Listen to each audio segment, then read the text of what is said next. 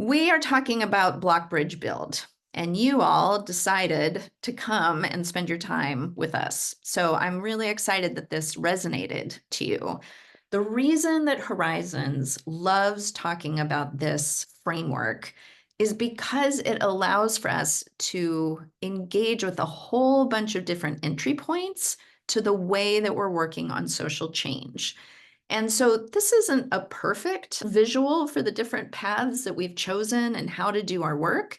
And yet you can imagine that we're all going towards that horizon, the light in the sky, our paths might diverge.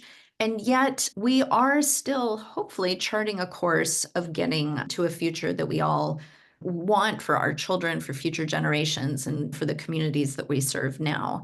And so this offers some language in order to appreciate those differences and not necessarily try and convince everyone that our theory of change is the right theory of change. Sometimes we use the metaphor of a jazz band, for example, that we all play different instruments. We have to listen to each other deeply.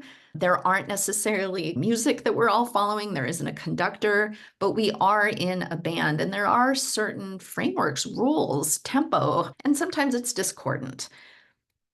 Because in the work that Horizons does, in the organizing work within this really broad ecosystem of folks who care about democracy, who care about peace building, who care about our future, we've seen that we all have a different lens into what's happening in the country right now, or the world, wherever you're positioned. We have different positionality. We experience the world differently. We have different lived experiences that lead us to a theory of change that we have. We have a political analysis of what's happening.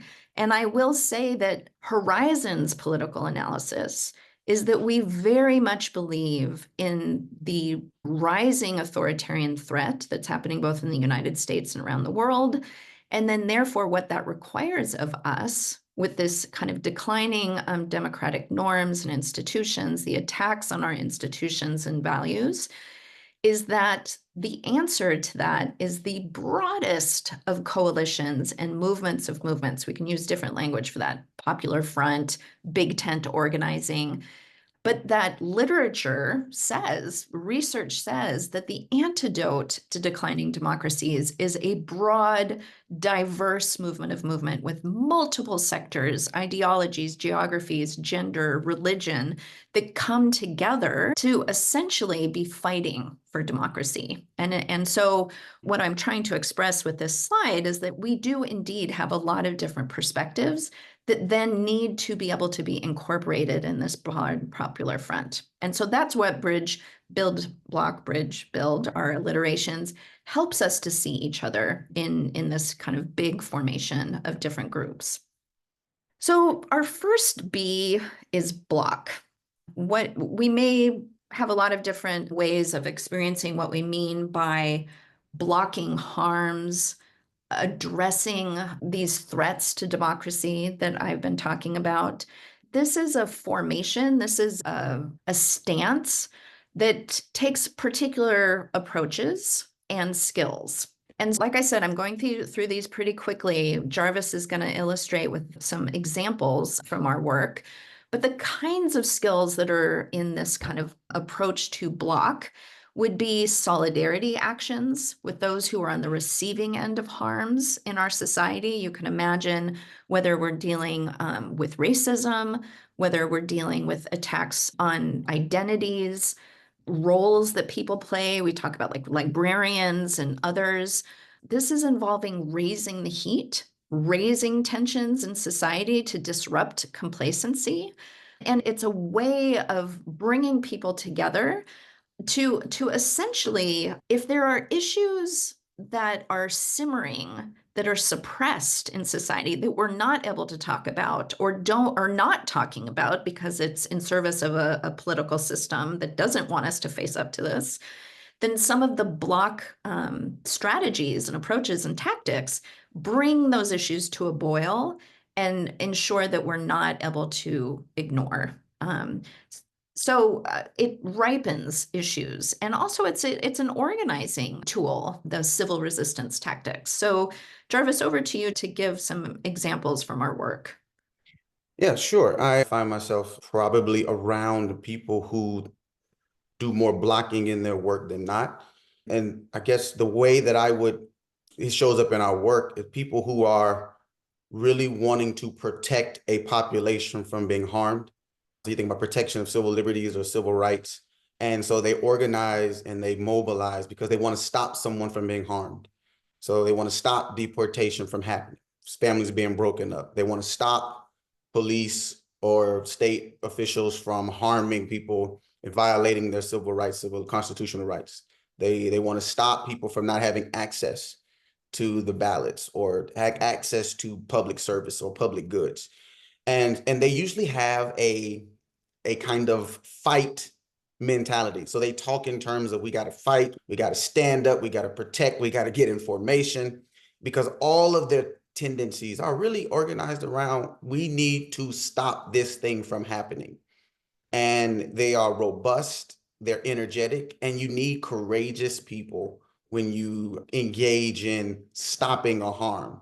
And so usually you'll know these characters because they talk this way, they're energetic, they're fiery, they're ready for a fight, and we need them to be that way in order to block harms, particularly happening to people who don't have the ability to stop those harm from happening to them by themselves. Mhm. Yeah, and like I said, I'm going to go through this quickly because I know that we're grossly simplifying civil resistance, right? There's a whole body of literature. There's a lot of examples of history of movements, whether it's for women's suffrage, civil rights in our own country and others. But this is often in tension with a bridge approach. And we're here for the National Day of Dialogue. We might have a lot of colleagues who find themselves more in a bridge building comfort zone.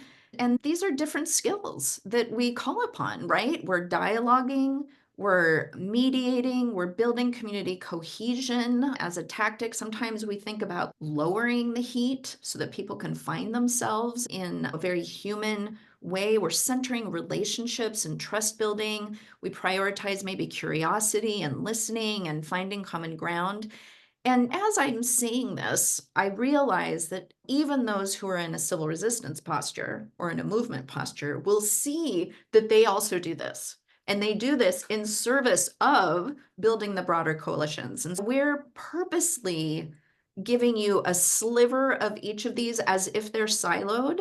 And so many of us are like incorporating all three of these approaches at once. But I do see in the ecosystem that we might be drawn to one tactic or the other, which is why we're forcing a conversation about when are we in right relationship and when are we not.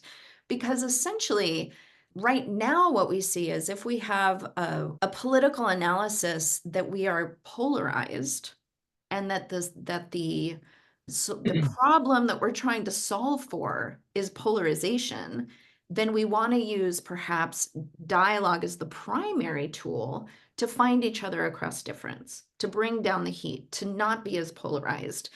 And there's a whole field that's dedicated to this right now. And we're wrestling, aren't we? We're wrestling with what does this look like with the political analysis of the authoritarian threat, of the historic racialized authoritarian system in this country, in the United States. What does it look like when we're using these approaches for the good of our long-term kind of democracy to stop harms and build the future? And so these are very much in tension, and they're in tension in our movement spaces, quite honestly. So Jarvis, do you want to share a little bit about how this shows up in our work? Yeah, with the race and democracy work specifically, it requires a kind of wearing two hats, because on one hand, we know we want to stop harms. And in order to stop harms, you need people to be aware of those harms. You need people to know what kind of responses are available to them to address those harms. Um, and you need to be able to communicate when success is happening, and so that people can know that their actions are a part of something that's working. But the other tension kicks in, as Julia mentioned, when we have to figure out how do you talk to people who are not aware of the harms you're talking about? How do you talk to people who have other things that are so important to them that they may appear to be less interested in what you're saying? And if two people are together, both feeling as if what they're doing is the most important thing that needs to be done, how do you have that conversation? So what we specialize in trying to do is to say, okay, what would it take to bridge a conversation?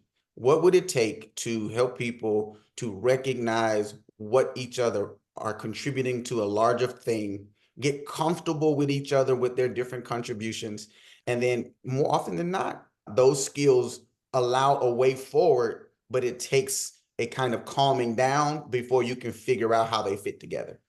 Mhm. And for those of you who are familiar with concepts of like positive peace and negative peace, we talk a lot about peace without justice as a negative piece. So everybody's quiet, they're calm, they're civil, and yet we're allowing injustices to continue. And I think that when we engage with the kind of seeming paradox between block and bridge, I think what we're trying to say is we want to make sure to get all of the benefit out of these skills and this approach to come together. If we're really talking about building this big tent of folks that are pushing us forward, into the future, we have to ensure that we're not causing harm. And I'm going to talk a little bit more about that, or exacerbating harm by ensuring everything's quiet and peaceful, but somehow obviously allowing for those harms and injustices to keep going in the face of civility, let's say. Okay. I know I'm going through this quickly. We'll have time to hear your thoughts. So our third B is build. Jarvis introduced himself as somebody who's more in the build space. What this looks like, and again, if you're in dialogue, you're hopefully in dialogue with people to build something together. If you're blocking something, you have a vision for what you're building towards. So again, these are all integrated. And yet there are specific skills and approaches. We're imagining the future. We're innovating with people, maybe birthing something new that isn't there yet. We're organizing with others to say, what are we for? We're not just against anything. And we're calling people into that shared future, right? We're investing in reforms, leadership, we're modeling new ways of being and doing. And this is exciting. This is exciting work. And yet sometimes we see if we're so focused on the future, if we're so living in like the possibilities, whether it's citizen assemblies or participatory budgeting, or I don't know, let's like live off the grid and like absolutely live in a sustainable way right now. Like yes and yes. And how are we incorporating the past? This is something Jarvis and I talk about a lot. How are we not allowing for the harms and the other aspects of the kind of approaches to change to keep festering and going on while we're over there thinking big thoughts about the future and piloting things? And it's not either or. This is why we say the paradox of this work. So, Jarvis, what example would you want to give for build?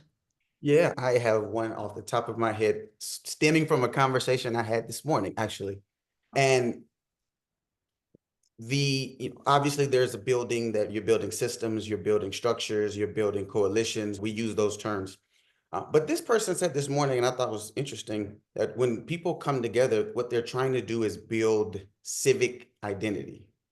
And I know identity politics scares a lot of us, and we have our challenges with it.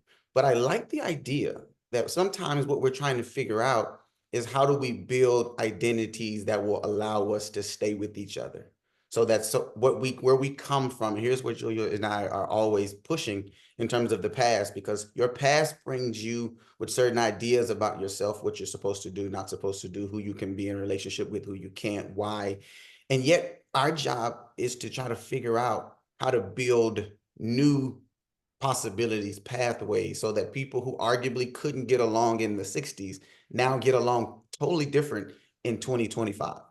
And that's hard work, because you have to figure out all of the ways in which people coming together have been compromised by the stories they told themselves about who they can talk to and who they can't, who they can relate to and who they can't, who will be an advocate and who will not. And I'm not trying to dismiss the past. I'm an advocate for studying the past. I think it gives us clues. But building identities that can take us to the future we want is hard work. And I really think that in order for us to address so much of what we're up against now, building identities that can share power, that can share resources, is deep work that has to be done. Yeah, thank you, Jarvis. Okay, I am about to close this part out. And as I close this part out, I'm going to show you a slide that is full of text. And I don't want you to be like, that's a lot. Because at the very end of the workshop, we're going to give you a QR code that you'll be able to take a picture and download all the slides. So you're going to get all of this content. Don't feel nervous about this, but I really wanted to share a way of thinking about the leaning into the paradox of these three approaches with a lens of polarity thinking. Now, polarity is a framework that some of you might have engaged with and others not, but the concept is that two things can be true and right and needed that are like seemingly on kind of separate poles, and yet the duality of those two things can be true. I find it very helpful as a way of thinking about when we do need, now polarities usually has two poles. We have three things here. So let's think about a triad, being in right relationship. There are light sides of each of these approaches, and there are shadow sides of each of these approaches. So I wanted to mention just a couple, for example, and we've talked about this, right? If we are in block mode and we're on the light side, we are absolutely raising urgency and awareness of injustice. These are the good things about being in a block formation. Now, of course, there's shadow sides to this approach. If, for example, we're overemphasizing problems and we're creating a sense of apathy with folks, this is bad organizing, essentially, to people will tune out. Lack of nonviolent discipline, for example. And if and when for each of these, of course, we're bridging, we're healthy conflict resolution and skills, we're addressing our conflict within our communities and within our movements. But if we are not addressing power imbalances, for example, that's one of the shadow sides of dialogue. That when and how will we know that we're tipping into the side of being out of balance within this kind of polarity concept of two things are in tension, but when we're in right relationship, it's good tension. And when we're building, we're hot, we're outside the box thinking, we're breaking free from old ways, we're being innovative. And yet imagine if there isn't a path from here to that future. If it's just pie in the sky thinking, we know a lot of brilliant people, but we want to say, okay, that sounds good, but how do we get there? So this is a way of us engaging with each other with our different approaches to also hold each other accountable for not necessarily falling into the shadow side of each of these. Because of course, when we're in the shadow side of one, let's say we're like the top bullet, dehumanizing a whole group of people is bad. If we're in block formation, what's the antidote to that? Is the light side of some of the others, right? We're establishing empathy. We're getting to know each other. We're not simplifying identities, as Jarvis said. And I'm not going to go into this that much more because I would really love for you all to be talking about this in your own work and how this shows up. But I am going to stop sharing my screen in just a second. What is our main point about all of this and why we're so excited that so many of you decided to join us today is because we really feel that if we are going to make change, we need to be together. We need to absorb and not be contemptuous of others who have picked a different lane of work. We see a lot of shaming within the ecosystem. If you're too future oriented, you're not in solidarity with me in the now. If you're out there on the streets, you're raising heat. At the same time, I'm trying to bring down the heat. You're making my work harder. You're appeasing the folks that are like oppressing me. How could you possibly be dialoguing with those people when I'm on the front lines fighting for my rights? We are all in tension with each other right now, but we have the jazz band metaphor stands. And so we need to be in dialogue across these different approaches so we can find these complementarities. So there is a third slide that I'm not sharing here with regards to, okay, then how are we in right relationship with each other? Where are the complementarities? Where is the sequencing of actions and approaches? And unfortunately, a lot of this is context specific, isn't it? It really depends. So that's what we're going to start reflecting on with all of you. Okay. Whew, that was a lot. I said it was going to be about 20 minutes.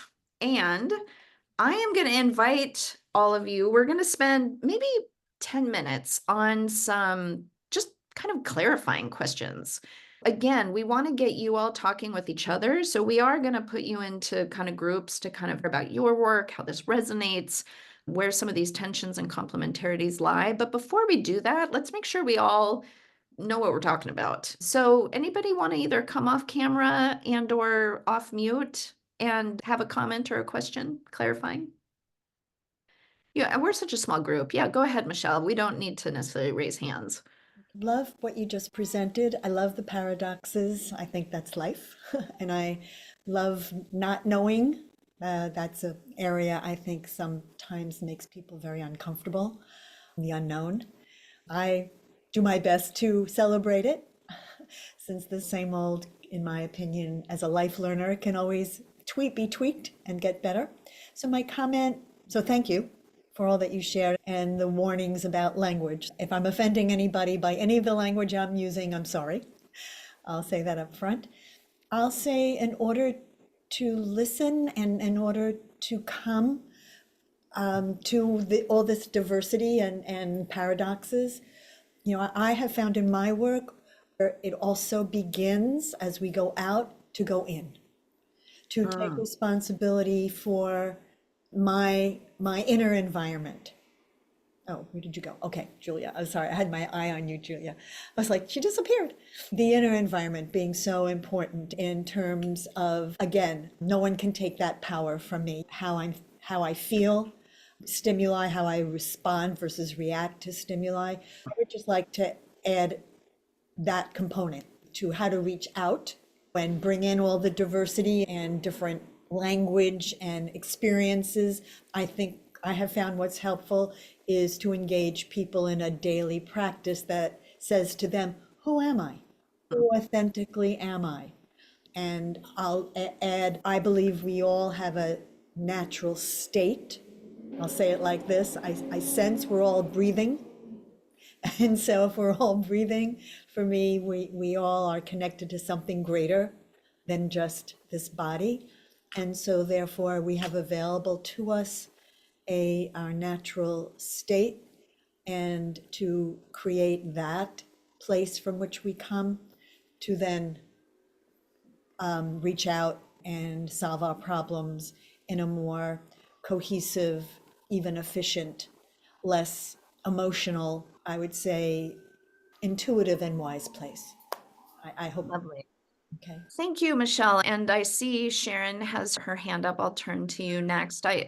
We really do want to end today with some of the kind of competencies and like personal leadership skills that this might take. And before I turn over to you, Sharon, I would just say I love what you just said, because I do feel like a lot of this is inner work, and it's okay that it's emotional work. Actually, I think that's some of the challenge that we have with the paradox, is that there's some big emotions happening right now, and we might not be our best selves at all times because again, that's a little bit of where we sit in relationship to what's happening to the world. So it's a both and for sure. And yeah, let's go over to Sharon. Let's keep the conversation going. If I can just clarify that, I didn't mean we don't have emotions. It's all of it is acceptable. All of Yes, it is exactly. acceptable. It's what I do as a result of all of that occurring. So I absolutely embrace all of my emotions. And then the question is, what does that mean? And to process it, as well as respond versus react. So I don't want Lovely. that to be Yeah, no, misunderstood. thank you for the Thank clarification. you. Go Yeah, ahead, I just wanted to come in and thank you for the expansion in terms of emotional. So Julia and Jarvis, I really resonated with your presentation, because in Los Angeles, certainly we are aware of the crisis in terms of the wildfire, but there's another crisis that we are experiencing in the blame. And that has lots of emotion tied to it. And I think we certainly can be civil during a crisis. and have the dialogue. And just wanted to say that. And it's one of the reasons why I tuned in this morning for me, but to be surrounded with people like you in that. And thank you for this information. Yeah, our hearts are with you, Sharon. And yeah, exactly. I think what I would say with regards to the blame that we see happening in a case of a crisis and the politicization on all that, it's almost something that we do need to be standing up against. This is one of these block moments. I want to say, call on our leaders to be better in this moment. Anybody else want to make a comment? I want to hear if Jarvis has a response too. Yeah, I'll add while people are thinking about the comments they're going to make. I appreciate Michelle and sharing both your comments. And one of the things that the shadow side of the paradigm, when you're looking at those things, becomes so taxing, is that it usually the people who can see your flaws the best are the people who are closest to you. So imagine you're in an organization with people who are then telling you about a shadow side, or telling you about what your organization may not be doing the way you think you ought to have it done, right? And part of what we know needs to happen is we need to be able to hear it and then adjust, and then or lead people to help them to see the wisdom of the decisions we've made, or reconsider decisions, right? And that's hard because you have the outside people forcing a conversation, and you're trying to hold it together to fight the world and to deal with the things you have to deal with. But then what I hear leaders saying, and I think, Michelle, this is to your point, internally, there's another challenge happening with us. And how do I fight the external fight and also know that now I got to go into a meeting and I got an internal challenge? And I also know that I'm emotionally invested in their development, but I'm upset that they're saying something to me about the organization that I don't like. And I'm upset that the organization has to do with this to get the funding, but I'm also upset that, and we have to work all those tensions out. So I appreciate Julia's point that all these things are happening, and this formation helps us to at least be clear of all these things that are being imposed on us, and we have to function. And sometimes it pulls out of us things that we didn't know was there, and we have to be ready to make adjustments as they come up.